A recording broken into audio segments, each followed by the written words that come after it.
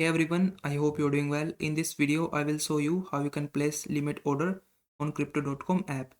So first step is open up your crypto.com app and then you have to click on this accounts option from the bottom of your screen.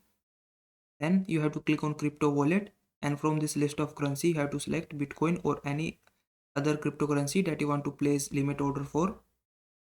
Then from this phase you have to click on this sell button, and then after that you have to click on this order type or this one time option, and then this pop-up menu will open up. So from here you have to select this target price, or it can also be labeled as limit order, so you have to select on it, and then you just have to enter the price when you want to sell this cryptocurrency. So just enter the amount in this area, and then you have to just enter the amount how much you want to sell. So in first box you have to enter the price when you want to sell this particular cryptocurrency, and then in the second input box you have to enter the amount how much you want to sell, and then you have to select your wallet in which amount this your cryptocurrency amount will deposit.